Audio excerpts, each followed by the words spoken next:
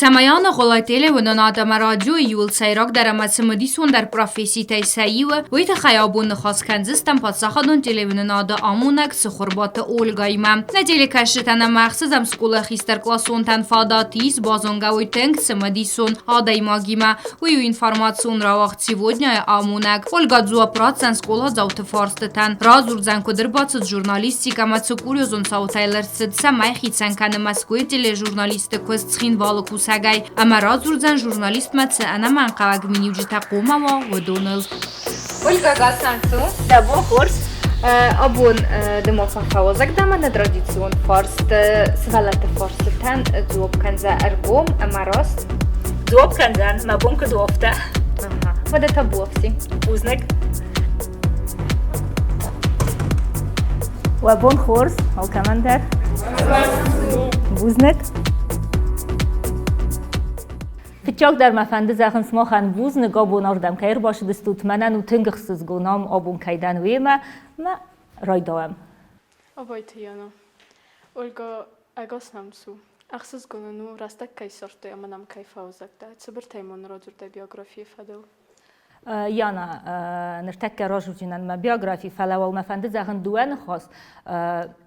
از دن نوک خبرت دیکتر ما خبرت جورن ورساگاو ویتخه ما کد گنانی کد ما خرازستود وقت فلدر جور جن ورساگاو ویتخه ما از نوارزن آدی ما کجور ما این نخاصی رو نوزه این نخاص ورساگاو زه ارتکاق نخاصن درف زاگاو زه وی تنگ نوارزن ویتخه ما کد ما هوی تخه کد گنانی وقت فلدر جور جن ورساگاو значит моя биография ну если вкратце то Ну, начнем, наверное, с того, что я родилась здесь, в городе Цхинвал. Если, наверное, вам интересно, обычно все спрашивают, кто в какой школе учился. С 1 по 3 класс я обучалась в школе номер 6, город Цхинвал. В 4 классе я училась уже в школе номер 2. Отвлекусь немножко, бабушка моя там преподавала, и я перешла в ее класс. После 4 класса мы с семьей уже переехали в Москву, и начиная с 5 класса я уже училась в Москве. Приезжала каждый год на каникулы летние, то есть все лето я проводила здесь. Не только я, моя семья, с братом и так далее. Значит, как-то мы приехали раньше, и я пошла в свой родной класс опять во вторую школу. Ну, буквально на пару месяцев раньше, нежели начались каникулы. Значит, закончила я в Москве 74-ю школу, затем я поступила в МПГУ имени Ленина, это педагогический университет, факультет филфак, филологический, отделение журналистики. То есть моя специальность журналистика, но параллельно я еще обучалась, вот все эти 5 лет, пока училась на журналиста, я еще училась на переводчика. То есть дополнительная специальность у меня переводчик в сфере межкультурной коммуникации. 2 языка, английский и французский. Далее, значит, когда я закончила, ну, пока я училась в университете, с 3-го курса я начала работать и работала в журнале, я работала корректором, а потом уже в этом же журнале еще и главным редактором. Журнал был про малый бизнес. Но, если честно, ну, не совсем это было мое, и после окончания университета я уже пошла работать на телевидении. И с тех пор, вот по сегодняшний день, работаю на телевидении. Работала я на разных каналах. Начала я, это был была телекомпания, телерадиокомпания, окружная телерадиокомпания «Ямал-регион». То есть она базировалась на севере России, Ямало-Ненецкий округ, а в Москве был корреспондентский пункт. И я была специальным корреспондентом в Москве. То есть самое интересное, все, что происходило в столице России, мы снимали и отправляли туда. После я работала на телеканале «Доверие», это московский канал, потом работала на телеканале ТВ-центр, потом опять возвращалась на «Доверие», потом опять на ТВ-Ц, но уже в другой программе. То есть в нескольких программах я работала на телеканале ТВ-центр и также на канале «Доверие» тоже в нескольких программах. Затем уже судьба сложилась таким образом, что я приехала сюда, вернулась на родину свою, и с 2015 года я уже работаю здесь, на нашем телеканале, на ГТРК ИР. Вот если вкратце, как-то так. Но если вас что-то еще интересует, вы задавайте вопросы, потому что вот как-то я вот коротко, но в то же время объемно попыталась вам рассказать.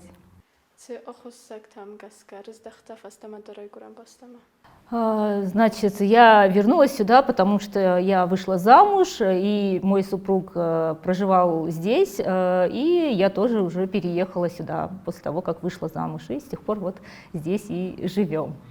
И, кстати, Яна, я начала работать здесь, на телеканале, на ГТРК ИР, когда моей старшей дочке еще не было годика. Ну, так получилось, что вот я вышла сравнительно рано. Теперь, в данный момент, я тоже нахожусь в декрете, у меня 3 детей, и сейчас вот младшей дочке нет еще 1,5 лет, и я в данный момент тоже нахожусь в декрете.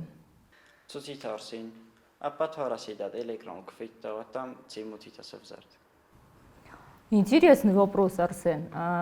Значит, вот прям я сейчас не припомню прям самый первый мой репортаж, который показывали на всю Россию, хотя ТВ-центр, это федеральный канал, он, кстати, показывает, вещает не только на Россию, но и на страны СНГ и еще некоторые страны.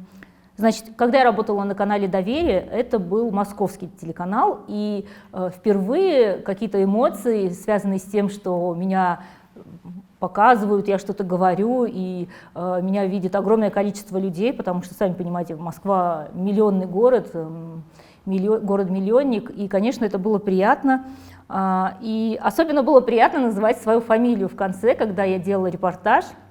На телеканале «Доверие» я работала и корреспондентом, а потом уже ведущей рубрики. И было очень приятно, когда вначале я пока озвучивала свою фамилию в конце репортажа, а потом уже, будучи ведущей рубрики, я уже говорила вот так в камеру: «Добрый вечер, там, с вами Ольга Цхавребова». И мне было очень приятно, даже не из-за того, что это я лично, да, а из-за того, что я Цхавребова, и что моя фамилия Цхавребова звучит на просторах Москвы. Было очень приятно, и, конечно, зрители тоже реагировали, потому что бывали случаи, что несколько раз звонили нашим родственникам или же знакомым, кто-то спрашивал, вот особенно здесь, в Южной Осетии, спрашивали: интересно, кто говорит это уже на ТВЦ, я забегаю вперед, отсюда уже спрашивали, что кто же это, интересно, какая-то Цхавребова, может, наверное, она из Осетии, и вот уже таким образом там как-то узнавали, что да, действительно, я из Осетии, и что это я. Ну, было приятно. Вернусь к телеканалу «Доверие», да, началось оттуда. Было приятно, конечно, да, что меня показывают, что я что-то рассказываю, говорю, веду программу, делаю репортаж, и что вот я с осетинской фамилией, осетинка, и меня показывают по московскому, а потом уже по федеральному каналу. Когда меня уже показывали по ТВЦ, не меня, а мои репортажи, то, ну, во-первых, конечно, мои родственники смотрели, особенно бабушки. Одна программа, она выходила утром рано, называлась она и есть и сейчас, «Настроение», многие, наверное, даже знают эту программу. И мои бабушки всегда вставали, включали утром рано телевизор и ждали моих репортажей. Но потом, оказывается, я узнала, что не только они их смотрели и включали, и именно ждали моих репортажей. И еще такой интересный момент, когда я уже сюда пришла работать, кто-то из сотрудников тоже мне сказал: «А я тебя знаю, тебя по утрам показывали по ТВЦ». Я говорю: да, это я, очень приятно, что вот вы меня оттуда помните и знаете. Работа и ведущей, и корреспондентом в Москве и в Южной Осетии, конечно же, в общем похожа. Ну, если вас интересует именно работа ведущей, то в чем отличие? Кстати, в работе ведущей, наверное, меньше отличий даже, нежели в работе корреспондента. Потому что, смотрите, вот работа ведущей, в чем она заключается? Я прихожу на рабочее место, да, например, там же в Москве, да, готовлюсь к своей программе. Там у меня были не новости, там была тематическая программа. Работа ведущей в Москве и здесь у нас, в Южной Осетии, в городе Цхинвал, конечно, она похожа. Ну, конечно, есть отличия. То есть, во-первых, отличие в том, как вот люди работают, даже не работают, может быть, даже именно в отношении друг к другу. То есть в Москве здесь, конечно, более теплые отношения сотрудников друг к другу. Потом технически у нас, в принципе, все есть, но, тем не менее, конечно, Москва, столица России, один из лучших, это не будет преувеличением сказать, городов мира и прогрессивных. И, конечно, там все новинки появляются в первую очередь, если говорить о технической части и так далее. А если говорить о работе корреспондента, тоже, конечно, похожая работа, но она отличается больше, потому что там совершенно другие мероприятия в Москве именно, не в России, а именно в Москве, потому что, ну, сами понимаете, да, все главные мероприятия проходят там, все, кого мы с вами привыкли видеть на федеральных каналах, ты каждый день к ним приходишь и берешь у них интервью у разных у разных экспертов, у этих людей. И, конечно, и подготовка другая, и ездить, конечно, намного дальше, намного дольше. И иногда мы стояли в пробках по 2 часа, бывало, что и 3 часа. Конечно, это вот, ну, разительная разница, скажем так, с нашей республикой, с нашим городом, где, если брать город, то в любую точку можно добраться, там, ну, не знаю, за 15 минут, да, за сколько, 20, да, максимум. Вот, как-то так, наверное. Глаголите, Вероника. Вот, честно говоря, у нас в основном были записные эфиры.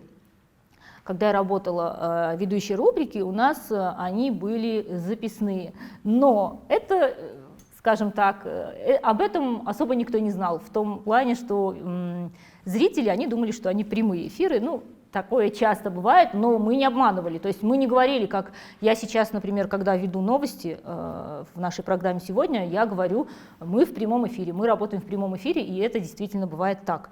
А там мы не уточняли, мы в прямом эфире или не в прямом эфире, там в основном это бывали записи.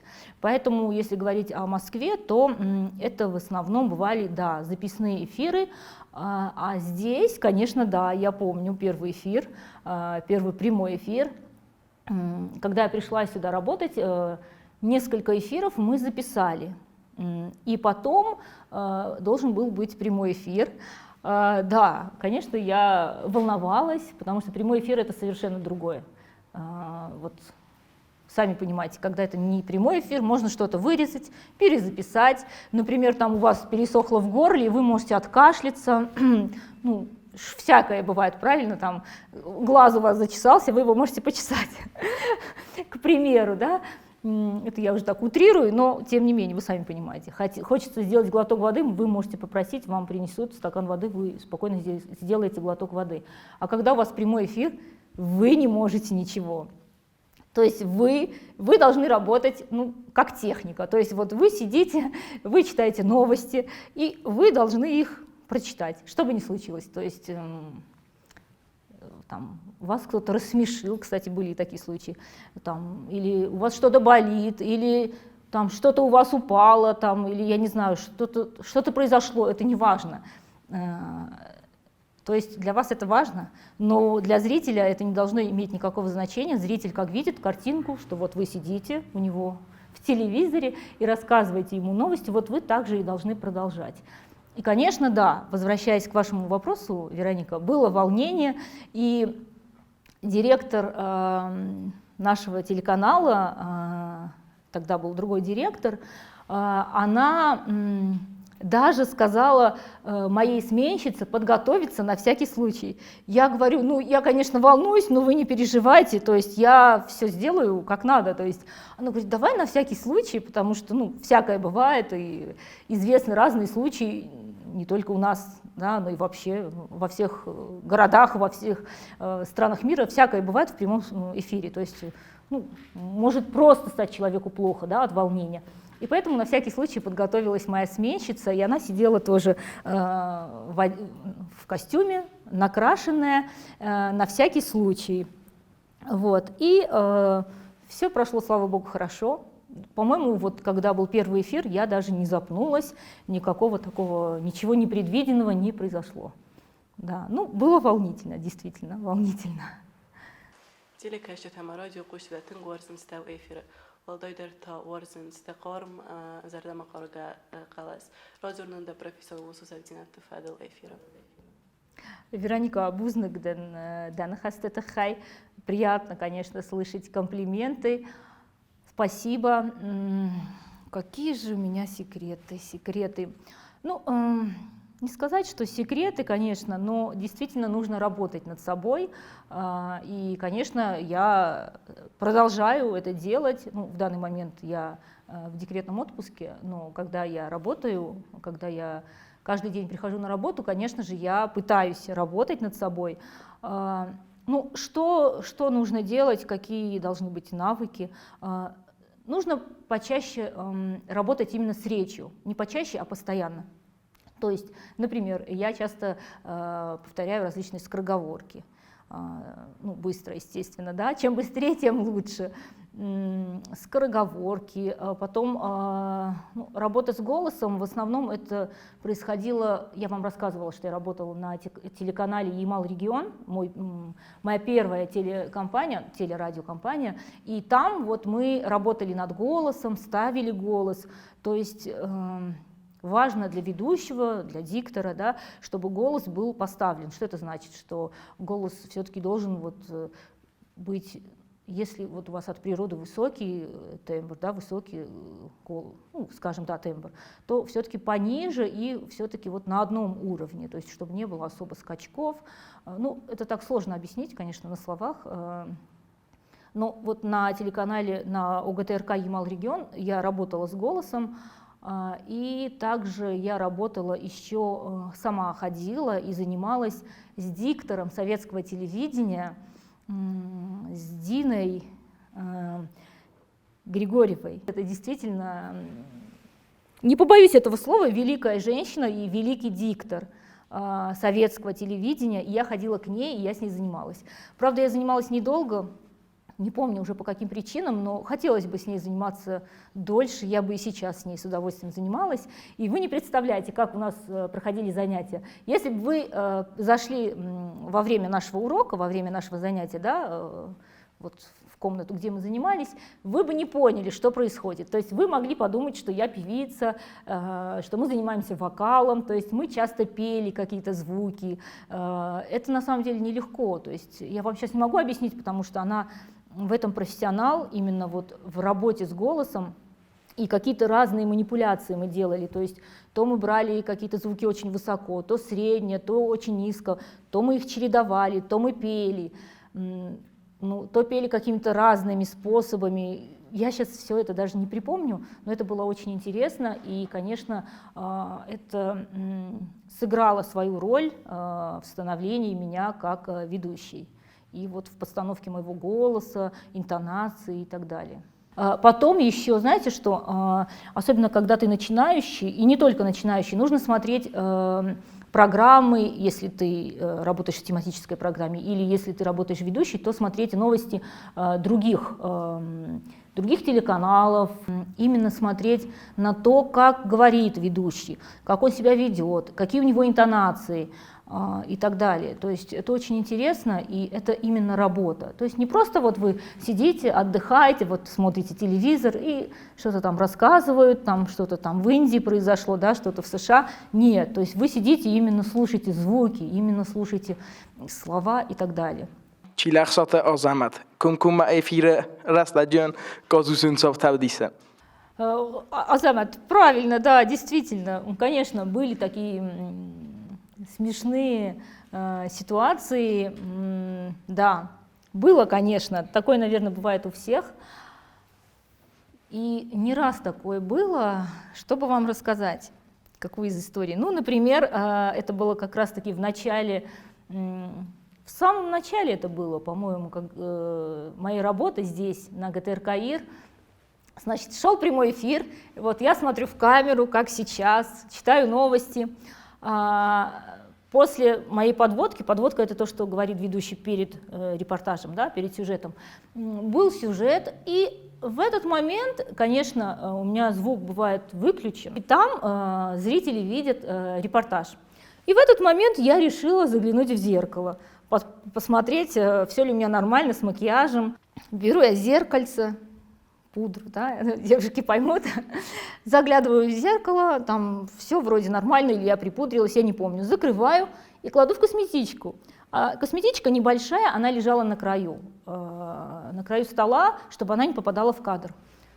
И вдруг я ее кладу в косметичку, отодвигаю косметичку, и уже заканчивается репортаж, и когда он заканчивается, мне говорят, обычно у нас бывает наушник в ухе, и нам говорят в ухо, ну мы даже этот наушник просто называем ухо, такой профессиональный сленг, и мне говорят 15 секунд или там уже 5 секунд, и я такая, да, и отодвигаю ее слишком сильно, эту косметичку, и она падает со стола, и как раз-таки уже включается прямой эфир, и она падает.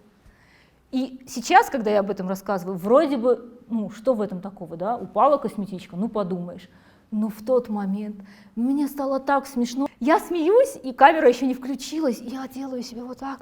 Оля, успокойся, Оля, эфир, стыдно, тут сейчас люди смотрят, там не знаю, сколько нас смотрит, тысяч, я не знаю, и там смеются. И это было ужасно, Азамат, это было очень ужасно для меня. Я никак не могла успокоиться, я как-то каким-то образом взяла себя в руки и начала читать следующую подводку, но было видно, что мне очень весело. А подводка, слава богу, была не трагичная какая-то, да, то есть, не дай бог, там какие-то нехорошие события, нет, но тем не менее, то есть моя улыбка не совсем была оправдана. Это был один случай, потом... Интересно вам еще какие-то случаи рассказать, да? Потом еще был случай, наш сотрудник, и он, значит, я его не называю, а то он, конечно, будет потом недовольным высказывать мне претензии. Но, ну, все мы люди, да, понятно, но он очень смешно чихнул, то есть с какими-то смешными звуками, конечно, эфир, то есть это было за кадром, то есть опять шел репортаж. Но, как назло, заканчивался этот репортаж, и вдруг он чихает. И вот с какими-то очень смешными звуками, то есть это даже я не могу сейчас произвести, и вдруг я начинаю смеяться. И опять вот то же самое, вот было такое. Но, слава богу, в тот момент я уже читала погоду. Если вы нас смотрите и смотрите внимательно, когда мы читаем погоду, мы уже не в кадре. Поэтому вот это меня прям спасло. То есть я читала погоду, меня не видно, но по моей интонации было заметно, что все-таки я смеюсь, веселюсь. И плюс, кстати, с ним же, вот еще один случай, тоже смешной. Я была ведущей дебатов, значит, когда должны были у нас в республике проходить выборы депутатов в парламент. Я была одной, мы вдвоем вели, значит, эти дебаты, я была ведущей, соведущей, одной из ведущих, да. И, значит, был прямой эфир. Пришли кандидаты в депутаты, они стоят, вот так, у каждого своя такая, каждого своего места там и так далее. И мы уже все, готовимся к эфиру, нам в ухо говорят, что все, там 30 секунд, готовность 30 секунд, и мы такие стоим, по-моему, именно в этот день я вела с Тамерланом Дзуцевым, и мы стоим готовые, все нормально, все отлично, и вдруг вот этот же сотрудник, кстати, он мне что-то говорит смешное в ухо, ну как смешное, что-то он сказал, пошутил, ну, то есть у нас на телевидении, кстати, очень хороший коллектив, и вдруг этот же сотрудник, который вот чихнул до этого, что-то там пошутил, а я не хочу ему отвечать, потому что передо мной стоят кандидаты в депутаты. Не буду же я сейчас что-то говорить, тем более они не понимают, кому я это скажу. И я просто стою так невозмутимо и думаю, как же отреагировать на его слова. И я ему показываю вот так в камеру. Думаю, просто вот так ему сделаю и все, что типа не шути так. И в эту секунду включается прямой эфир. И как только я вот так сделала ему, говорят, мы в кадре. И вдруг я, думаю, что же делать? И я вот так, моя рука была так, я ее просто опустила и говорю, добрый вечер, мы в прямом эфире. То есть пришлось сделать вид, что просто что-то там у меня почему-то рука была вот так на уровне волос. Вот такой случай тоже был. Основной, наверное, вот эти моменты были за эти годы. Какой ты, Мария? Да, кост апатитингдар, да зардаматицева. В работе ведущей, именно на телевидении, мне нравится то, что мы держим руку на пульсе. Мы всегда знаем, что происходит у нас в столице нашей республики. Мы знаем, что происходит во всех уголках нашей республики. Мы знаем, что происходит в России. Мы знаем, что происходит в мире. И мы не просто это знаем, мы об этом рассказываем вам. И стараемся рассказывать об этом оперативно. Вот это мне нравится. Нравится мне, я немного повторюсь, наш коллектив. У нас очень дружный, веселый коллектив. Мы огромное количество времени проводим вместе. И мы, в смысле, не отдыхаем, а работаем вместе. Но так как это очень много, очень большое количество часов вместе, то, конечно, люди становятся более сплоченные. Возвращаясь к вашему вопросу, вот мне это и нравится, что у нас на телевидении совершенно другие отношения, нежели у сотрудников, которые работают в других организациях. Да, узнают. Ну, я не всегда понимаю, откуда они меня знают, но часто, да, часто я понимаю, что они меня знают с телеэкрана. Иногда бывает, ну, такое, наверное, у всех бывает, что ты кого-то видишь и не понимаешь, откуда ты его знаешь. А иногда, ну, честно признаюсь, у меня бывает такое, что я вижу человека, он меня знает, а я его не знаю. Такое тоже бывало. Ну, например, там, подруга моей бабушки, да, там, одноклассница моей мамы, там, моего отца тоже многие знают, и, естественно, знают, что я его дочка, ну, а я этого человека могу же не знать, в принципе, да. По-моему, это было пару лет назад. Я зашла в магазин, ну, поздоровалась с продавцом, и стоит женщина спиной, и она говорит, значит, вот как только я поздоровалась, она услышала мой голос, она говорит, знакомый голос, и поворачивается ко мне, а я смотрю на нее, и я не могу понять, откуда, знаю я ее вообще или нет. Но раз она говорит знакомый голос, я подумала, наверное, опять вот мамина подруга, там, одноклассница, ну, с которых я не так хорошо знаю и, может, когда-то видела. То есть я не понимаю, кто этот человек. И так как она сказала, что знакомый голос, и ко мне обернулась, я ей говорю, здравствуйте. И она говорит, здравствуйте, здравствуйте. Так прям приветливо, так вот тепло. И я думаю, ну, о чем-то же надо спросить, да, ради приличия. Я говорю, как вы, как дома? Она говорит, хорошо, спасибо. Но она, вернее, даже еще не успела на это ответить, и она продолжает, то есть свою реплику, она же сказала, знакомый голос, оборачивается, я говорю, здравствуйте, как вы? То есть я сразу. И она говорит, вы же работаете на телевидении. И тут я понимаю, что я ее не знаю, и она меня не знает, просто она меня знает с телеэкрана, а я ее уже спрашиваю, как вы? И она говорит, ну, хорошо, видимо, ей было приятно, что я поинтересовалась, как она. И тут я поняла, что да, что она меня не знает, то есть мы с ней лично не знакомы, а знает меня с экрана. Ну, и я говорю, да, это я. Kutste дават Радзурутман, нистецемедис унцау телевеналдеце кусутвацерастагей. Что же вам рассказать? Вот, да, поподробнее. Сейчас я вам расскажу, знаете, какой интересный случай? Не знаю, вот я думаю, рассказывать вам его или нет. Ну, вам-то я бы еще рассказала бы, ну вот еще и всем зрителям. Ну ладно, расскажем, наверное, да. Значит, была я в командировке, я работала, на каком телеканале я работала? Я работала в тот момент на телеканале ТВ-центр, программа «Настроение». И периодически я ездила в командировки. Это был, сейчас, чтобы не соврать, ну, неважно какой год, была Олимпиада, она была в Великобритании. И перед Олимпиадой бывает эстафета Олимпийского огня. Перед теми людьми, которые бегут с факелом, едет маленький, ну, не совсем маленький, но едет автомобиль, такой специальный, с каким-то таким отсеком, и там находятся операторы. А мы, корреспонденты, находимся в каком-то там помещении рядышком. То есть мы не едем с ними, мы не бежим, не едем и так далее. А эти участники эстафеты Олимпийского огня, они бегут, перед ними едет машина, и оттуда снимают операторы. Естественно, в этой машине не поместится там 30 операторов или 50. И поэтому координатор этого всего мероприятия, он заходит и называет там операторы, такие-то там у него список, и он говорит, сейчас идут эти операторы. И, например, забирает там 7 операторов, они садятся, едут. Потом других 7 операторов, то есть вот так они менялись, они все-таки бежали какое-то расстояние, и была возможность там 2 группы операторов посадить или 3, я уже не помню. И мы, значит, сидим, ждем, там общаемся с другими операторами, корреспондентами других стран, там было много русскоговорящих из стран СНГ, и не только, то есть там были, естественно, и заграничные, но мы были как-то вот вместе, страны СНГ. И вдруг забегает этот организатор.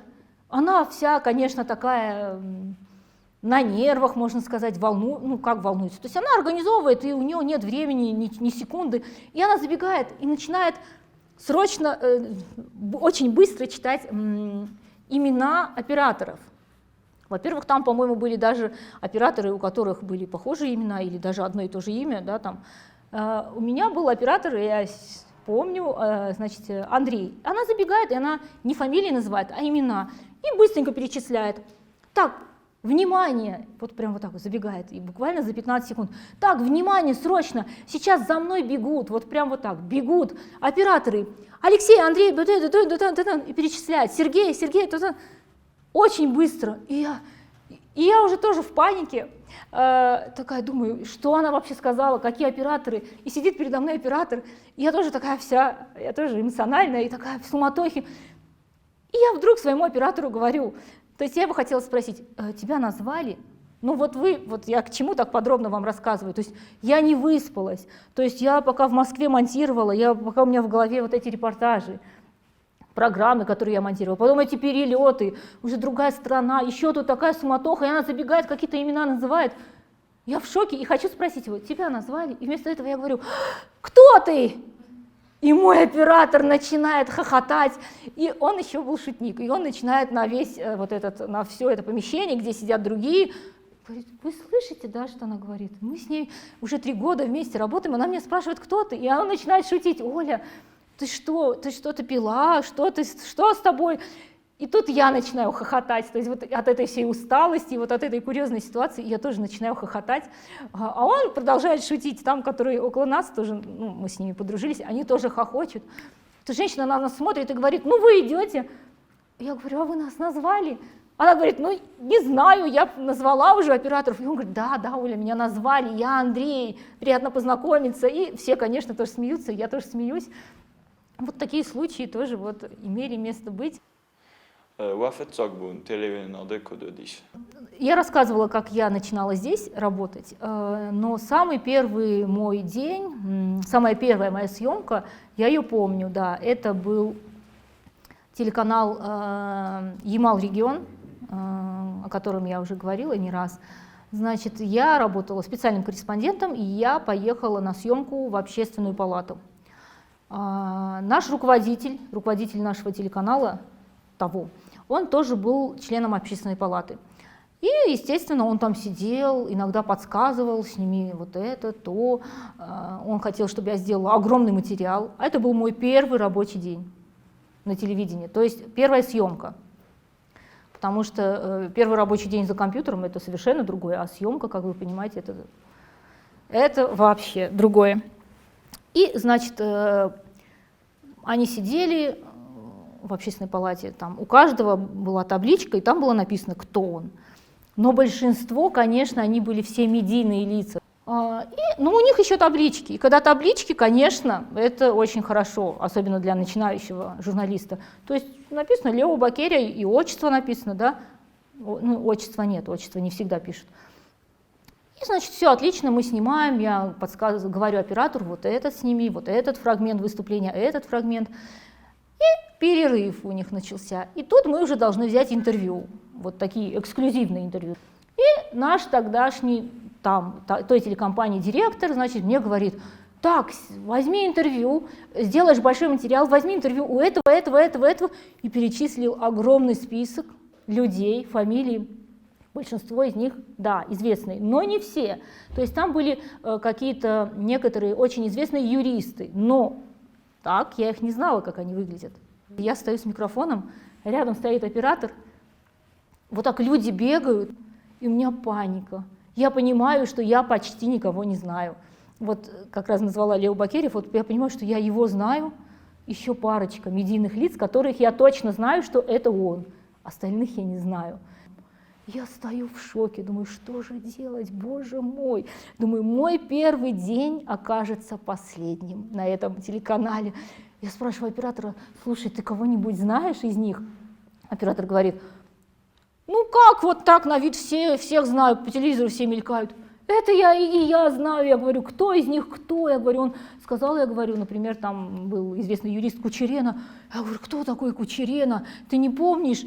Он говорит, хочешь, я помотаю, в этом будем искать их? Я говорю, да нет, я говорю, тогда закончится уже перерыв, пока ты будешь там искать. Я думаю, что же делать? И я начала вот так подбегать к каким-то людям, которые точно не сидели там в президиуме, и спрашиваю, извините, пожалуйста, вы мне не подскажете, где тут Анатолий Кучерена? Они говорят, кто-то сказал, что, ну, что-то я его не вижу. Я говорю, ладно, подскажите, а вот это кто, а это кто, а это кто? И вот так я спрашивала у людей незнакомых. И в итоге с грехом пополам я их всех нашла, всех идентифицировала и у всех взяла интервью. Но это был, правда, сложный день, вот такой мой первый день, как говорится, так, работа в поле.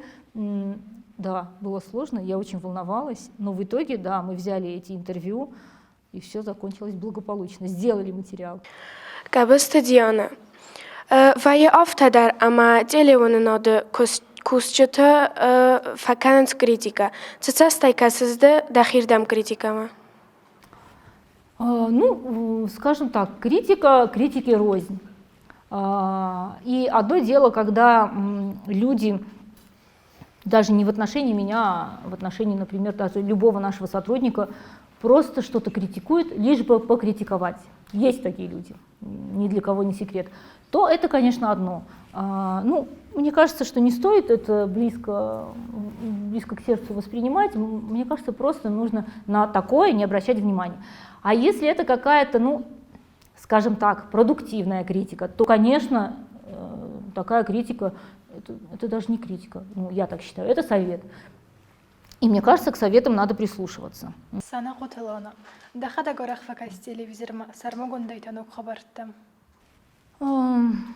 Да, конечно, я смотрю.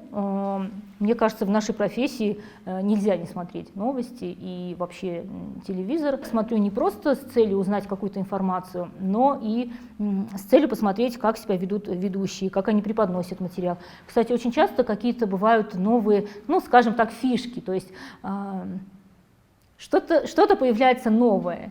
То есть то это просто технические моменты, там в студии какой-то экран необычный, то они сидят, потом вдруг ведущая это уже стоит, потом они на каком-то канале, там, например, да, первые придумали, потом она проходит, или они там с кем-то встречаются, передают слово там и так далее. Кстати, мы одно время тоже вдвоем вели новости, тоже у нас такой был в виде эксперимента. Я и Сергей Кочиев, то есть я ему передавала слово, он мне передавал, что-то мы иногда комментировали. Да, и вот я смотрю с этой целью. Мохкуту нам автомос мохкусут радио спутника дар цесусак дина дуам комоцамай студия ваваштутима конкома эфира ва интервью цела антахшины. Там все-таки больше импровизации. Но там я работала не в новостях. Там у меня была программа, где я беседовала с гостями, читала какие-то тоже новости, но это не блок новостей. То есть блок новостей читал кто-то другой. И поэтому у меня там было место для импровизации. То есть, например, я пригласила вас в гости, мы перед эфиром беседуем, то есть мы заранее обговорили вопросы, но перед эфиром тоже что-то обговариваем. Вы можете сказать, что вот этот вопрос, я не хотела бы отвечать на этот вопрос, вот этот вопрос, пожалуйста, как-то давайте переформулируем и так далее. То есть это интересная работа, мне она нравится, но все-таки другая. Журналистика, докумирчил, اما دکی خوزم فندیت موای. Мне нравится из ведущих, если брать российские телеканалы, Мария Ситель. Она мне действительно очень нравится. Она мне нравится и внешне, она мне нравится, и то, как она разговаривает, ее дикция, ее интонации. Нравится то, как она преподносит материал. Я хочу еще отметить Ирину Сашину. Вы, наверное, ее знаете. Она ведущая на телеканале ТВ-центр. Мы с ней познакомились давно. Она для меня долгое время, да и сейчас, наверное, была примером для подражания. И я ее считаю своей крестной мамой на телевидении. Я считаю, что она пример для подражания. Если вдруг она нас увидит, я бы ей хотела передать большой привет и сказать: Ира, ты молодец. Գաբայթե Սյուզաննա, քոտ կոդեքանս ժուրնալիստիկայի պրոֆեսիայի սայրոք դար ադեմակցը կոմազունա, սայրոք դար ծծու. Очень важна настойчивость, целеустремленность. Не зря говорят, что если журналиста откуда-то выгнали, или даже не то чтобы выгнали, а двери, вы пришли и двери заперты, то есть вы не можете попасть. Вы должны проникнуть через окно. Если окно закрыто, вы должны проникнуть через форточку. Ну, это действительно так. Это звучит, может быть, для кого-то смешно, может, как-то анекдотично даже, но это правда. Потому что не всегда специалисты, должностные лица горят желанием давать нам интервью. Я бы даже сказала, что это исключение, когда они очень сильно хотят поделиться с нами какой-то информацией, еще и именно в тот момент, когда нам это нужно. Поэтому важна целеустремленность, настойчивость. Важно очень умение обучаться, потому что если вы выучили теорию в университете, то это, конечно, очень хорошо. Выучили историю журналистики, все знаете от и до, это здорово. Но на практике это уже совершенно другое. Барановская Каролина. Нормально радзур декустатия десариборастак кударвитис. Я люблю путешествовать. Путешествие не обязательно куда-то далеко, за границу. Путешествием я называю любое интересное передвижение. Еще одно хобби – фотографировать. Одно время я любила рисовать. Ну, наверное, я сейчас тоже люблю, но, если честно, у меня просто руки не доходят. И даже одно время я писала стихи. Журналист, немножко повторюсь, должен быть целеустремленным, но все-таки главное качество, что я бы хотела пожелать журналистам, это честность и объективность, потому что мы с вами не раз были свидетелями того, как в мире применяются двойные стандарты, особенно в журналистике, и сейчас очень актуальны именно информационные войны. К сожалению, и обычные войны происходят, но информационные войны, они происходят еще чаще, они происходят постоянно.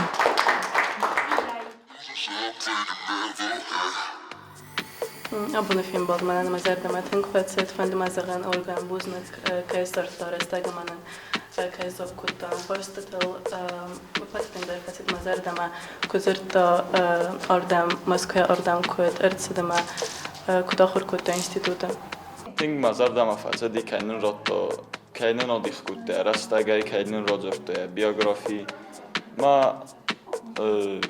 Mazar damafazad, keinamr bocadi professionali jurnalist, olkamandar mafande buznikovun zachen.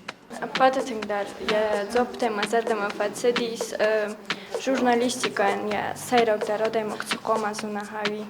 Ama buznik mafande zachen, ja rastagaynen kairohitan kutta, tankцамедисаям костун, бузник.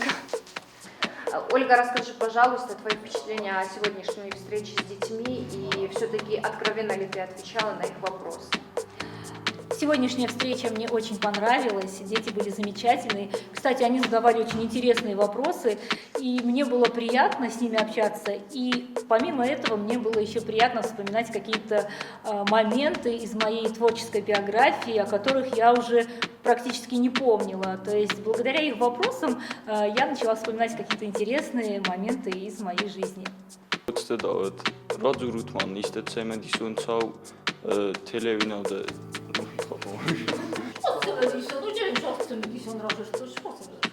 Дезерт фандиекта фиден журналистан, ама В основном я дома нахожусь, занимаюсь домашними детьми и смотрю за дочкой.